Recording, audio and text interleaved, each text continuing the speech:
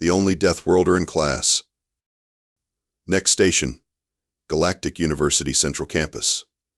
Please mind the dimensional gap when exiting. The transport's automated announcement jolted me awake. I'd been dreaming about pizza again. Real pizza. Not the sad approximation they served in the university cafeteria that tasted like cardboard topped with synthetic protein goo and what I could only assume was plastic pretending to be cheese. My name is Max Reeves, and I'm currently the only human enrolled at the prestigious Galactic University. That makes me what the rest of the galaxy calls a Deathworlder, which sounds way cooler than it actually is. It's just their fancy term for comes from a planet that would kill most sentient species within minutes. Earth, with its crushing gravity, toxic oxygen-rich atmosphere, and dangerous radiation levels from our sun, qualifies as a Class 4 Deathworld. Which is why most of my classmates treat me like some kind of circus freak. As I stepped off the transport, carefully avoiding the swirling purple void between the platform and the vehicle, mind the dimensional gap, indeed I spotted my lab partner, Zenith, waiting for me. Imagine a 7-foot-tall praying mantis with iridescent blue exoskeleton and 4 additional limbs, and you'd be pretty close. Max, you have survived another night cycle. Congratulations. Zenith clicked his mandibles, and what I'd learned was their equivalent of a chuckle. Thanks for the vote of confidence, I replied, adjusting my backpack.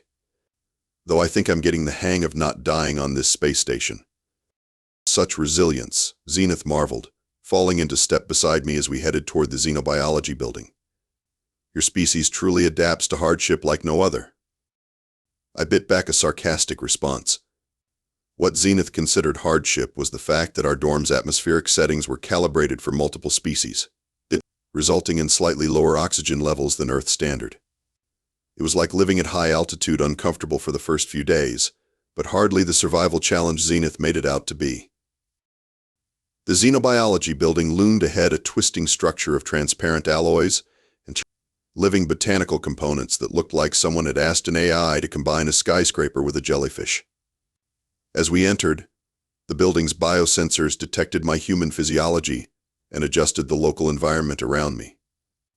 The slight hiss of oxygen being added to my immediate vicinity was the university's way of accommodating my special needs. Professor Quivix was already setting up when we entered the lecture hall.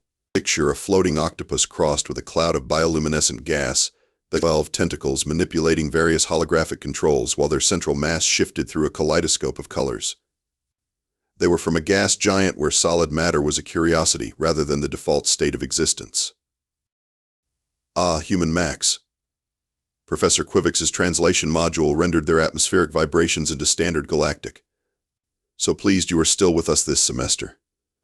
Your kind's tenacity never ceases to amaze. The way they said it made it sound like they'd been taking bets on how long I'd last. I took my reinforced seat in the front row, specially designed to handle my extreme density and unusual mass distribution. The regular seats were basically elaborate cushions of contained gas that would collapse under human weight. Around me, the lecture hall filled with a menagerie of alien students, some gaseous, some liquid, some with exoskeletons, others with endoskeletons, and a few that seemed to consist primarily of fields of pure energy contained in specialized environmental suits. Box, a methane-breathing crystalline entity from a frozen moon, settled into the seat beside me. Their crystalline structure refracted light in dazzling patterns as they turned toward me. Human Max, did you bring your emergency oxygen supplements today? I would hate for your fragile respiratory system to experience distress during our extended lecture. This was Lox's way of being nice.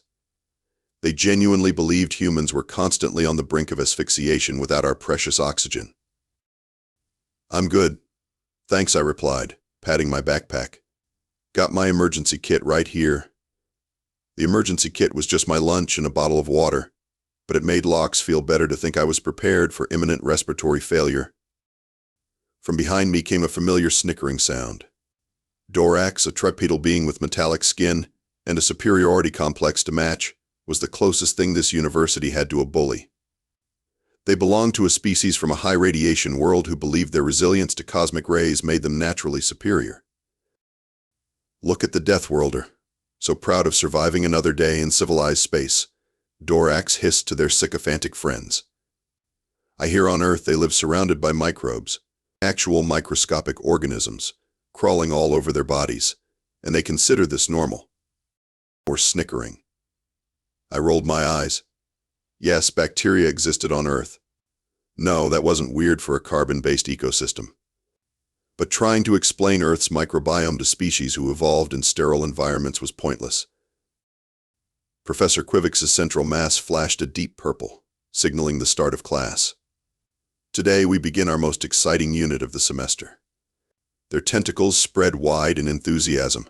Apex predators and evolutionary adaptations across classification systems. I sat up straighter.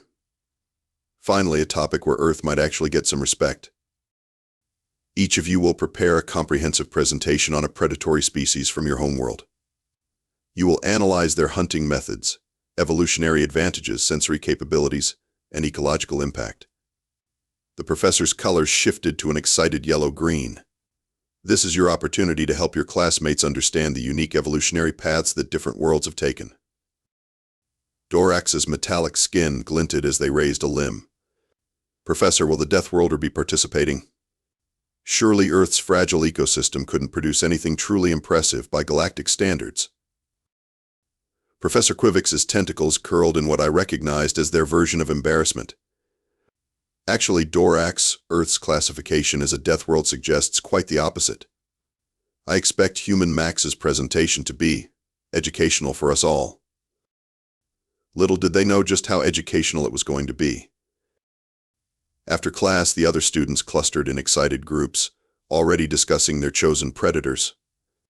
I overheard snippets as I packed up my notes, thinking of presenting on the greater void skimmer of Xylos IV.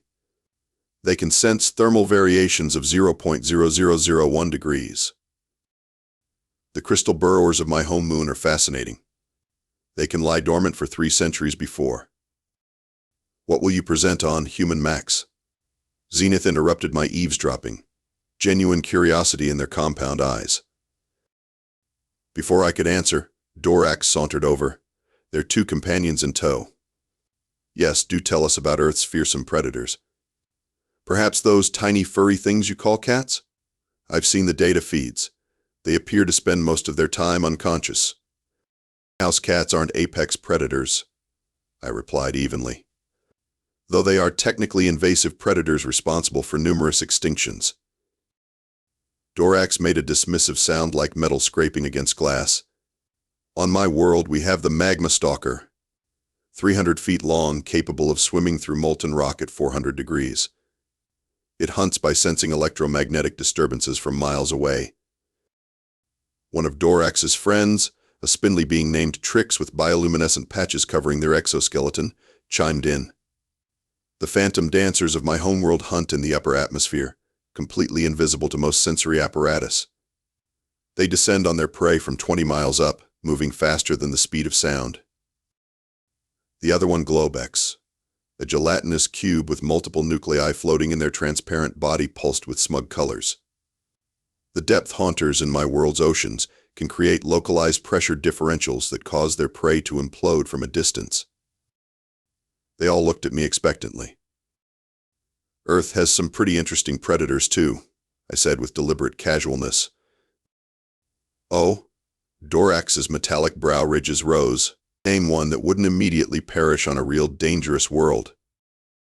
I thought for a moment, considering my options. Lions? Impressive, but too familiar from Earth media that had made its way to the galactic community. Bears? Powerful but slow. And then it hit me the perfect example to shatter their preconceptions. I think I'll do my presentation on sharks, I said. Sharks? Lox's crystalline structure vibrated in curiosity. I am not familiar with this Earth creature. They're aquatic predators, I explained. Been around for about 450 million years. Aquatic? Dorax scoffed. You mean they're restricted to your planet's primitive hydrogen oxide solution? How limited? Oh. Water covers more than 70% of Earth's surface, I pointed out. And sharks have survived multiple mass extinction events. They were hunting when your ancestors were probably still single-celled organisms. Dorax's metallic skin flushed a deeper bronze, their version of an angry blush. We shall see, Deathworlder. We shall see. As they strutted away, Zenith's mandibles clicked softly. I believe the human expression is you've bitten off more than you can chew. These presentations are 40% of our final grade. Trust me, I said with growing determination, by the time I'm done, everyone in this class will understand exactly why Earth qualifies as a death world. Professor Quivix floated over, their tentacles rippling with what I recognized as concern. Human Max, a moment of your time? Yes, Professor? I couldn't help overhearing. You've chosen sharks for your presentation? Is that a problem? The professor's color shifted to a thoughtful blue. Not at all. I'm quite familiar with Earth's taxonomy. I merely want to ensure you understand the assignment parameters. Your classmates will be expecting a comprehensive analysis, not just physical characteristics, but predatory behaviors, ecological impact, and especially sensory capabilities. I nodded. I understand, Professor. I'll make sure it's thorough. Excellent. Their color brightened. I look forward to your presentation. It's been some time since I've had a human student discuss Earth's biosphere from a first-hand perspective. As the professor drifted away, locks tilted their crystalline head. What exactly is a shark, Human Max? Is it similar to these dolphins your entertainment broadcasts feature? I couldn't help but smile. Not exactly, Locks. Sharks are a bit different. Different how? Zenith asked, mandibles twitching with curiosity. Let's just say I've got 2 weeks to help you all understand why humans consider the ocean a place to be respected, not conquered. Later that evening, I sat in my reinforced chair in my dorm room, researching shark species on my datapad. The standard university database had basic information, but nothing that would really convey the primal fear and respect that sharks inspired in humans. I needed primary sources, videos, images, detailed anatomical diagrams. I needed to show my classmates why these ancient predators had survived when so many other species hadn't.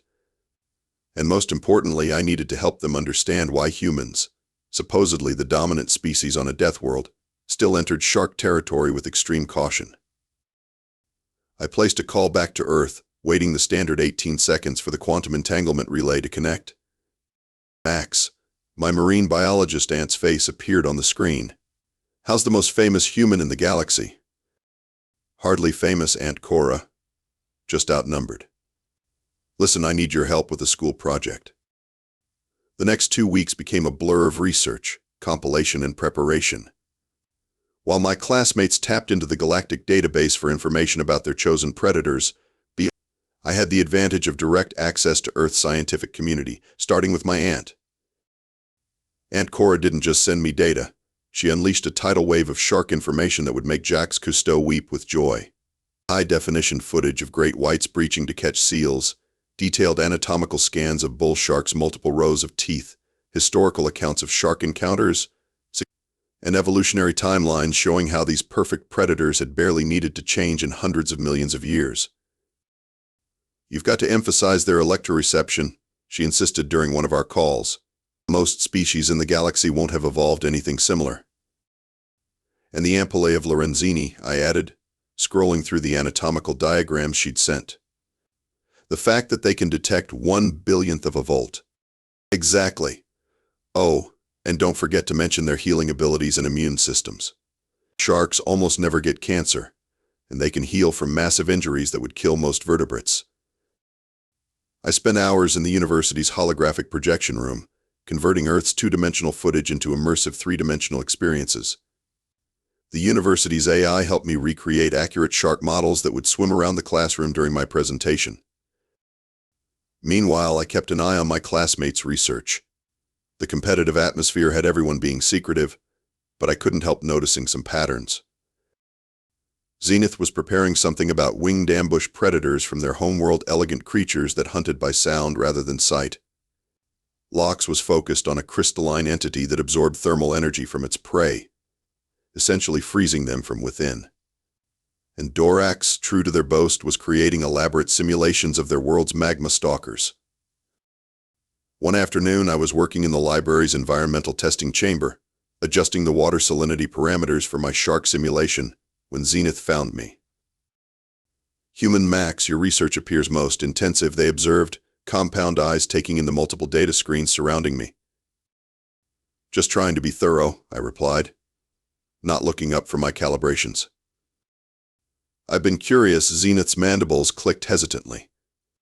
"You mentioned these sharks have survived multiple extinction events?" "5 major ones," I confirmed. "Including the one that wiped out the dinosaurs." "Dinosaurs?" Their antennae twitched. "Ah, yes. The large reptilians from your planet's history. The university database has quite extensive information on them." I smiled. Everyone loves dinosaurs. But sharks were already ancient when the first dinosaurs appeared. They're about twice as old. "Fascinating," Zenith's head tilted. "And these creatures still exist? They haven't been rendered extinct by your species' industrial development?" "We've certainly done damage to their populations," I admitted. "But sharks as a whole are survivors. They've been perfecting their predatory capabilities for longer than most species in this university have been sentient." "You speak of them with respect," Zenith observed. "Yet they must be inferior to humans in intelligence and technological capability." I laughed. "Intelligence isn't why they're apex predators, Zenith. And in their environment, technology doesn't help much. In the water, face to face with a great white, humans are just slow, awkward prey." Zenith's exoskeleton shifted color slightly, their version of surprise. "But your species dominates your planet." "On land, sure.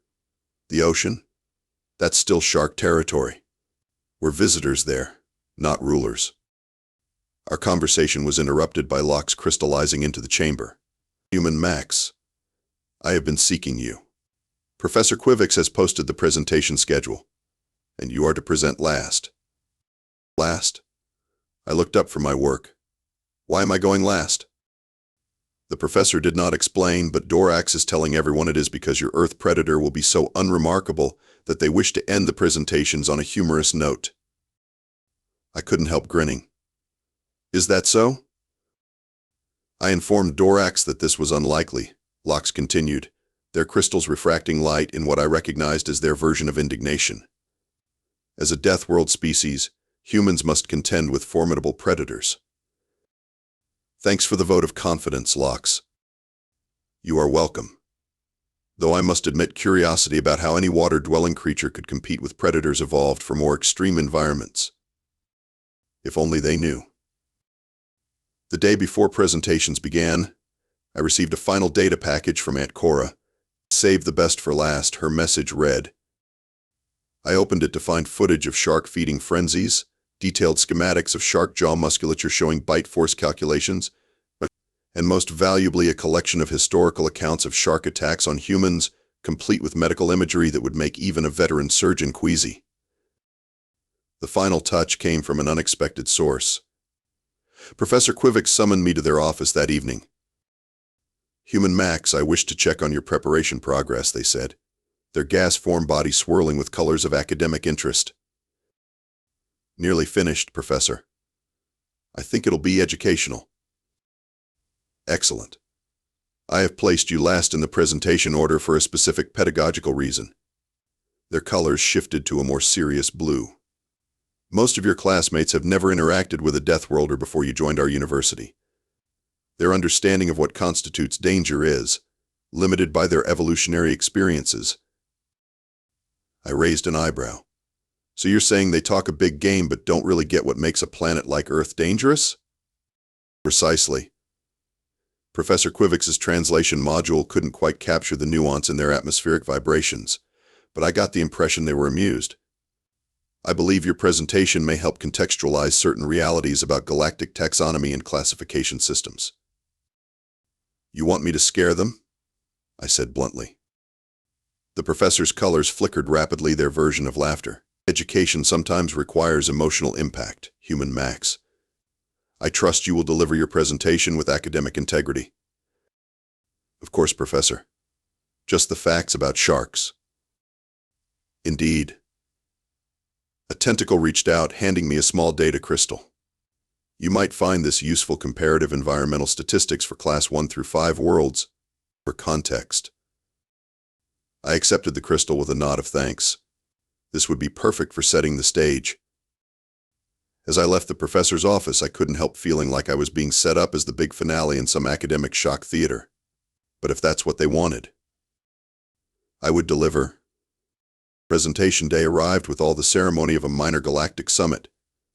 Professor Quivix had invited faculty from other departments, transforming our regular classroom into an interdisciplinary event. Apparently, a human discussing Earth predators was novel enough to draw a crowd. I sat through 11 presentations before mine, each focusing on increasingly horrifying-sounding predators that, despite their impressive descriptions, seemed remarkably specialized and limited in their hunting capabilities. Zenith presented on the twilight gliders of their homeworld, flying predators with sonar so precise they could detect a single wing beat from prey 3 miles away. Impressive, until you realized they could only hunt at dusk and dawn, when atmospheric conditions were perfect for their specialized sensory organs. Fox described crystal-based entities that hunted by creating localized temperature drops, freezing prey instantly. Effective, except they could only operate in a narrow band of already cold environments and moved at a pace that made glaciers look speedy. Even Dorax's much vaunted magma stalkers, for all their heat resistance and size, required such specific environmental conditions that they existed only in a single volcanic region on their homeworld. Each presentation followed the same pattern: highly specialized predators with 1 or 2 remarkable abilities, but significant limitations. Most required precise environmental conditions, had restricted hunting territories, or possessed sensory capabilities that, while incredible, served very narrow purposes. When Professor Quivix finally called my name, there was a palpable atmosphere of skepticism in the room. Dorax had spent the morning whispering to anyone who would listen about how Earth's water predators would be the day's comic relief. I connected my data crystal to the room's holographic system and stood at the presentation platform. My presentation, I began, covers the superorder Selachomorpha, more commonly known as sharks. But before I get into specifics, I'd like to provide some context about Earth as a planetary environment. I pulled up Professor Quivix's comparative data charts. Earth is classified as a Class 4 Deathworld for good reason. Our gravity is crushing by most galactic standards. Our atmosphere contains corrosive oxygen at levels toxic to most species. Our temperature variations span over 150 degrees. Our planet experiences regular natural disasters including hurricanes, earthquakes, volcanic eruptions, and tsunamis. Several faculty members shifted uncomfortably in their seats. This is the environment that shaped Earth's evolution for billions of years. And in our oceans, which cover over 70% of our planet's surface, one lineage of predators has remained at the top of the food chain for over 450 million years. I activated the first hologram, a life-sized great white shark that swam through the center of the classroom. Several students flinched back as the three-dimensional predator passed close to their seats. Sharks predate trees on our planet. They survived all 5 mass extinction events. When dinosaurs evolved, sharks were already ancient. When dinosaurs went extinct, sharks continued. When mammals rose to dominance, sharks remained unchanged because they were already perfectly evolved killing machines. The hologram shifted to show the internal anatomy of a shark, highlighting their skeleton. Sharks don't have bones. Their entire skeleton is made of cartilage, flexible, but incredibly strong. This gives them maneuverability that bony fish can't match. Some species can turn 180 degrees in less than their own body length. Next came the jaws, opening wide to reveal rows of teeth. A great white shark has around 300 teeth arranged in multiple rows. They don't just have one set of teeth, they have backup teeth. When a tooth is lost, another rotates forward to replace it. A single shark may go through 20,000 teeth in its lifetime. I noticed Lox's crystalline structure vibrating in what might have been anxiety. Their teeth aren't just for show. A great white shark's bite force exceeds 4,000 pounds per square inch, enough to bite through steel. For comparison, that's about 10 times the bite force of your average adult human. The hologram shifted again, showing slow-motion footage of a great white breaching to catch a seal. This predator, weighing up to 5,000 pounds, can launch its entire body out of the water to catch prey. They can accelerate from 0 to 35 miles per hour in seconds. I activated the next simulation, a sensory map of a shark's head, highlighting the ampullae of Lorenzini. Now, let's talk about their sensory capabilities. Sharks can detect 1 drop of blood in 25 gallons of water, that's 1 part per million. But that's not even their most impressive sense.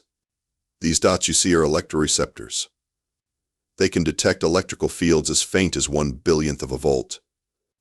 Every living creature generates a bioelectric field from muscle movement and heartbeats. Sharks can literally sense your fear. Dorax, who had started the presentation looking smug, was now sitting rigidly upright, their metallic skin a paler shade than usual. Some shark species can detect the magnetic field of the Earth itself, allowing them to navigate with precision across thousands of miles of open ocean. Others can sense pressure changes that precede earthquakes and tsunamis. I switched to footage of a shark feeding frenzied dozens of sharks in a chaotic, thrashing mass, tearing apart prey with mechanical efficiency. Sharks don't just hunt individually. When blood is in the water, they can enter what we call a feeding frenzy, a state where their already formidable predatory instincts are heightened to the point where they'll attack anything that moves, including each other. Yon Batakami. Several gasps echoed through the classroom. Their healing abilities are equally remarkable. Sharks have immune systems so robust they almost never develop cancer, a disease that plagues many Earth species. They can heal from injuries that would kill most creatures, including substantial loss of flesh or damage to internal organs. I paused, looking around the classroom. Every student was completely silent, many displaying their species' equivalent of wide-eyed shock. But perhaps the most impressive thing about sharks is their adaptability.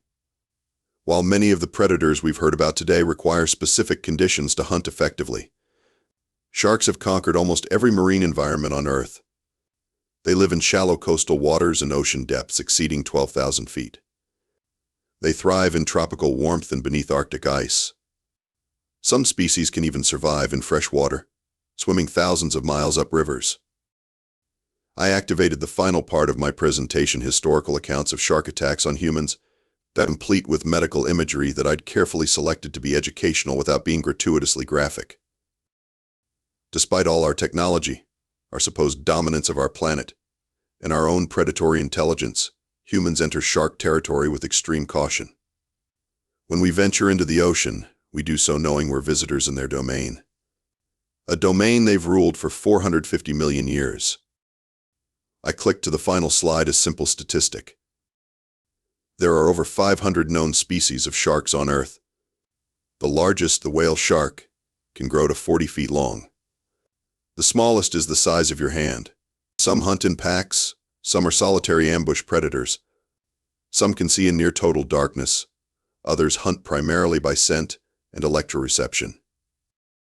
I looked directly at Dorax, and none of them would be considered particularly remarkable by Earth standards.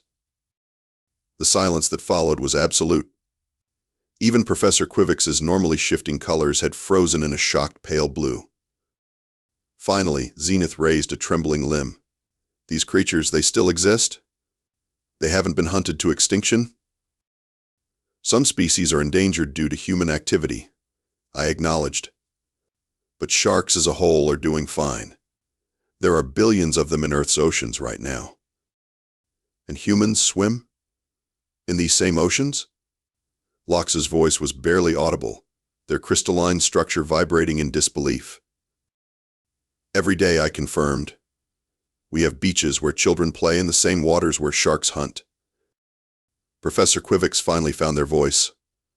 Human Max, your presentation has been most illuminating. I believe we all have a new appreciation for the classification of Earth as a death world. From the back of the room, one of the visiting faculty, a gelatinous entity I didn't recognize, oozed forward slightly. If I may ask, how do humans defend themselves against these predators when in their domain? I smiled. Mostly we just try not to bleed. The immediate aftermath of my presentation was chaos.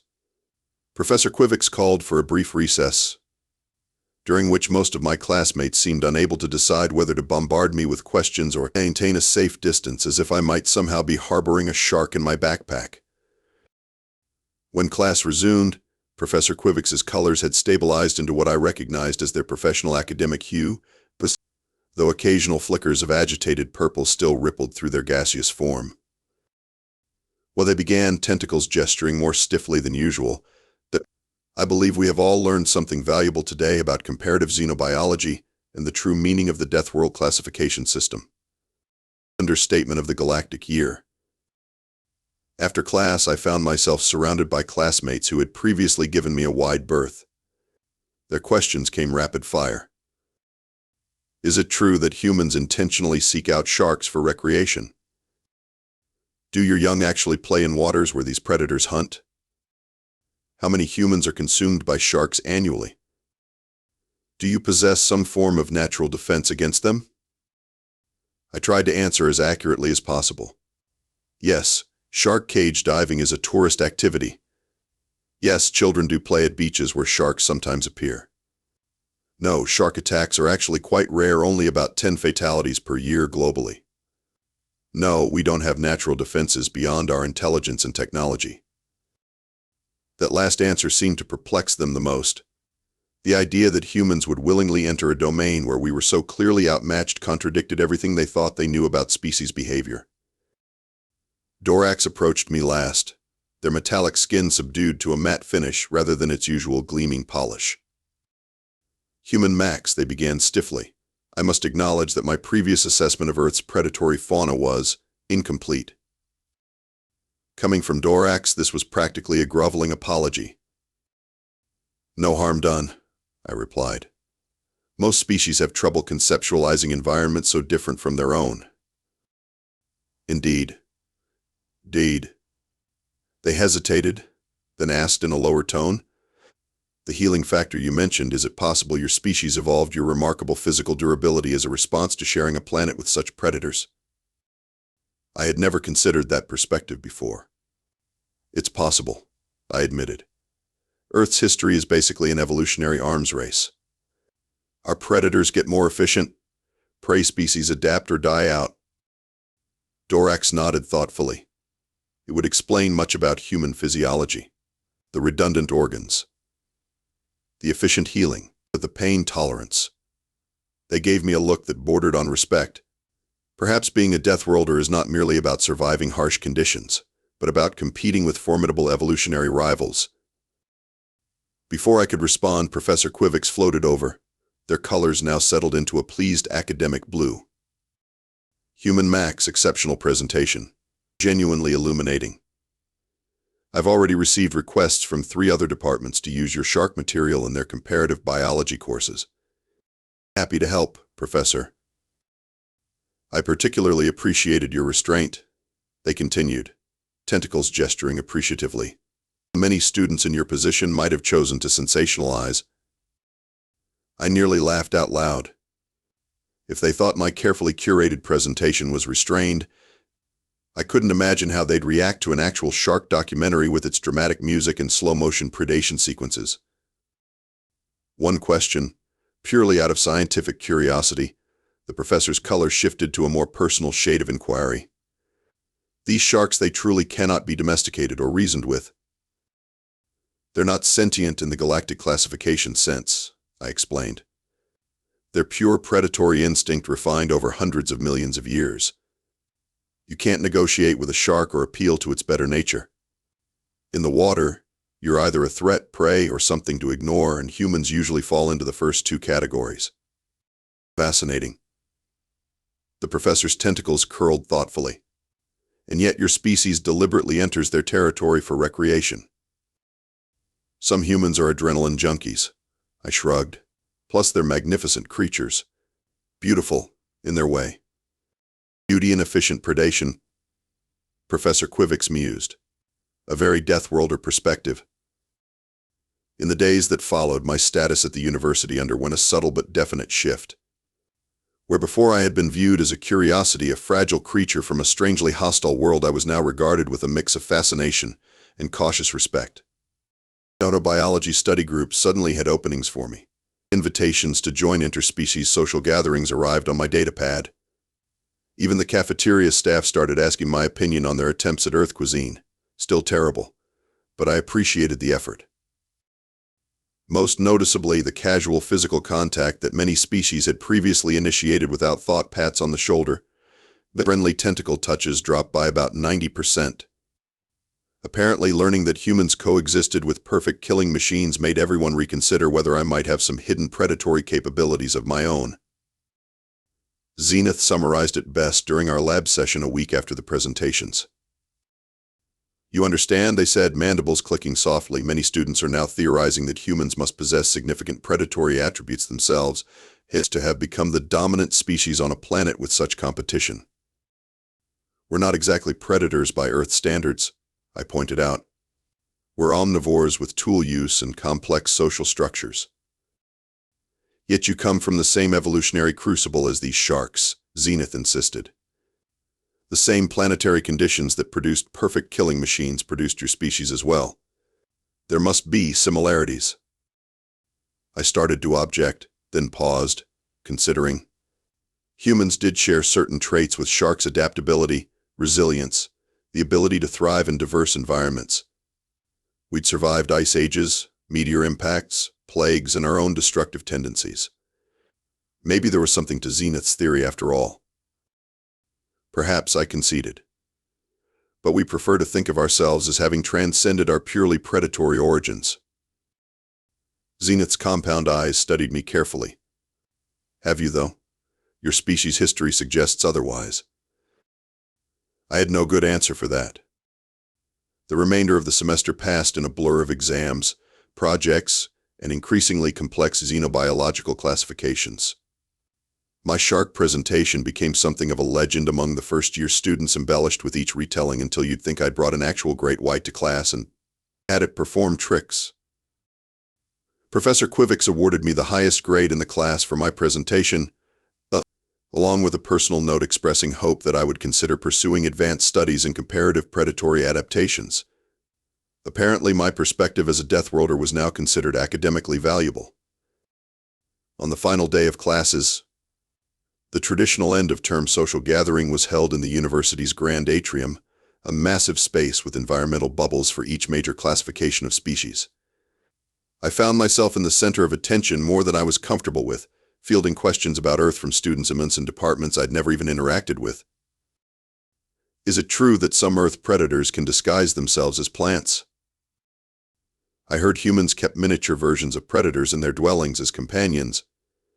Is this a dominance ritual? Do all Earth creatures have redundant circulatory systems like humans?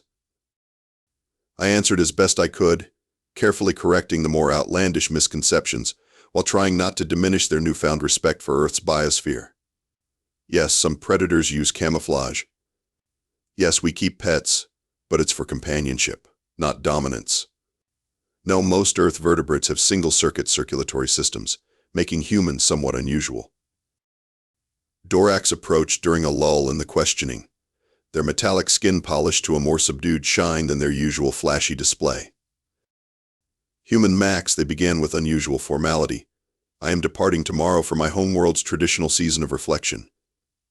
Before leaving, I wish to express my revised assessment of your species." "That's thoughtful of you, Dorax." They shifted uncomfortably. "My progenitors have selected a career path for me in interspecies diplomatic relations. Your presentation helped me understand that my previous approach to other species was counterproductive to such ambitions." Was Dorax actually growing as a person? I smiled at Dorax, genuinely touched by their unexpected gesture. "That's quite a career shift from xenobiology." Dorax's skin rippled with subtle patterns of bronze and copper, a more restrained display than their usual ostentatious color shifts. "Indeed. My family has connections within the Galactic Council. They believe my understanding of diverse physiologies would be valuable in diplomatic contexts." They paused, mandibles clicking softly.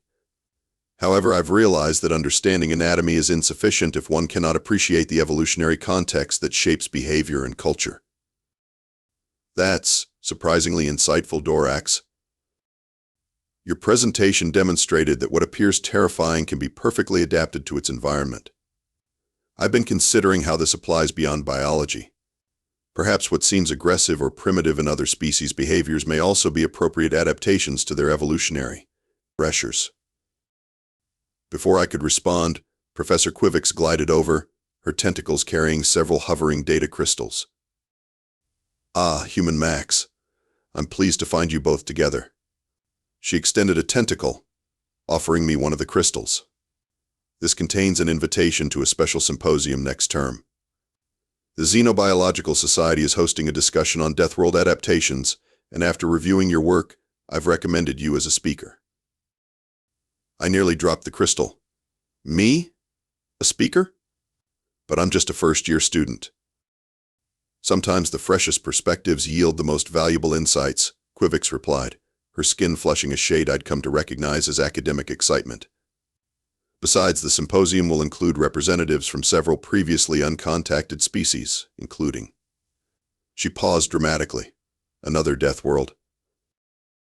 The ambient conversation around us quieted as nearby students turned their attention to our discussion. "Another Deathworld?" I asked, my voice embarrassingly high-pitched. "Yes, though classified only as Category 2. Nothing like your Category 5 Earth, of course," she added hastily.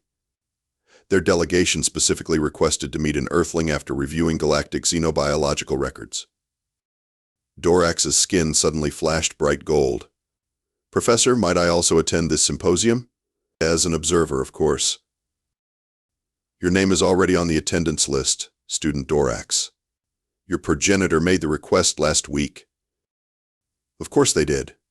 Some things never changed." Later, as the gathering wound down, I found myself alone on one of the observation decks, looking out at the unfamiliar constellations. The past semester had transformed me in ways I hadn't anticipated. I'd arrived as an oddity, the dangerous human who needed to be handled carefully, and now found myself respected precisely because of those dangerous adaptations. A soft humming announced Professor Quivix's approach. "Contemplating your place in the universe, Human Max? A common pastime among sapients of all classifications." "Something like that," I admitted. "I came here to learn about alien life, but I've ended up teaching more about Earth than I expected." Quivix's tentacles formed a pattern that indicated amusement. "That is the beautiful symmetry of education. But there is something else I wish to discuss with you privately." She extracted a small device from her carrying pouch and activated it, creating a subtle distortion field around us. "What's that for?" I asked, suddenly alert. "Privacy. What I'm about to tell you is not common knowledge." Her voice dropped to a near whisper. "The Category 2 Deathworlders attending the symposium, they've specifically requested Earth's assistance with a biological crisis on their planet. A crisis that bears remarkable similarities to Earth's Cretaceous-Paleogene extinction event."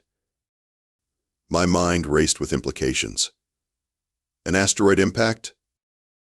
"They're not certain, but they are certain they need help from a species that has evolved through multiple extinction-level events and survived. The Galactic Council is hesitant. Some members fear that bringing Deathworlders together could create unpredictable alliances." I couldn't help but laugh.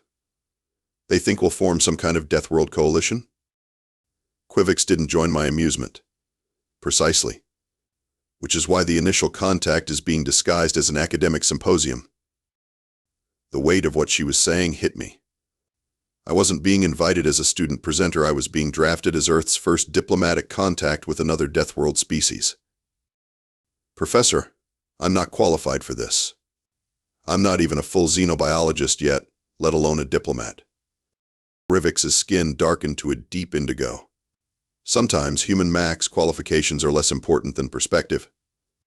These beings don't need a diplomat who will flinch at their predatory adaptations or misinterpret their survival instincts as aggression. They need someone from a world that makes even their Deathworld look tame." I finished, understanding dawning. "Precisely." She deactivated the privacy field. "Consider the invitation, Human Max. The universe may need Deathworlders more than it realizes. As she glided away, I turned back to the stars, wondering what these Category 2 Deathworlders would be like, and what crisis could be so severe they'd reach across the gulf of space to find those who understood what it meant to evolve in the shadow of extinction. Perhaps being the terrifying human wasn't such a bad thing after all.